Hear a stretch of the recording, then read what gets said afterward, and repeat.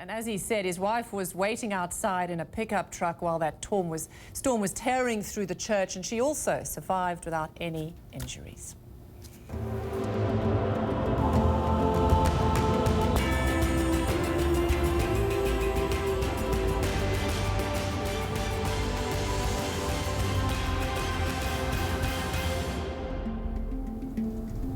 Well, this week's CNN Freedom Project brings us a special series.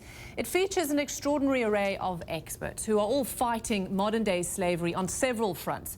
Today, we meet a researcher who's spent years documenting cases of human trafficking, and now he's taking those stories to the big screen. Here's Stephanie Elam, who takes us on set and behind the scenes. Inside the secluded California ranch. I'm not. And if I just get that, we'll be fine. A film crew is busy shining the bright lights of Hollywood on a crime, traditionally hidden in the shadows. Every character in this film, every scenario, everything that's happening is drawn from something real that I documented. Siddharth Kara is a noted Harvard professor and human trafficking expert. He spent the past 15 years documenting trafficking cases around the world.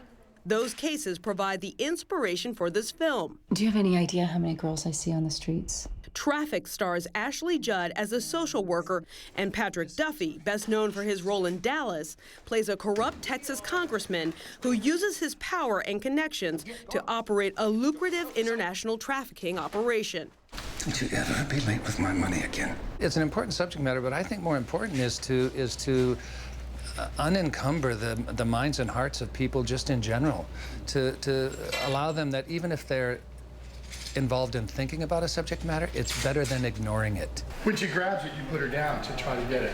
One of the film's most riveting performances belongs to Charlie Cantor. The high schooler plays a young woman fooled by a fake modeling offer and then made to work in a brothel against her will. Cantor says she learned of the issue and Siddharth Kara long before ever landing the role. I did a research paper about human trafficking my freshman year, and I read Siddharth's book, and I just learned an abundance of all these things that are going on that nobody at least in my environment knew about. After she said, what's happening here?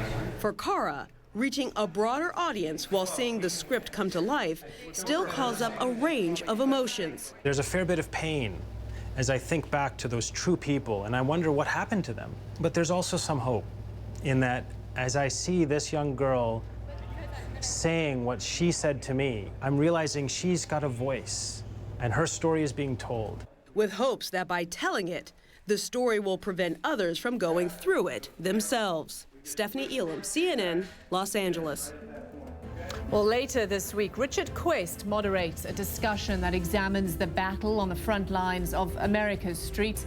What's being done to put an end to this trade in human life? And what about dismantling the international networks that run this global criminal enterprise? That's Thursday at 9 p.m. in London, 10 p.m. Central European Time, only on CNN. Well, that does it for us. I'm Robin Kerner. Join me right back here at the International Desk at 1500 and 1700 GMT tomorrow. For now, the circuit is next, but I will be back in just a moment for a quick check of the headlines, so stick around for that.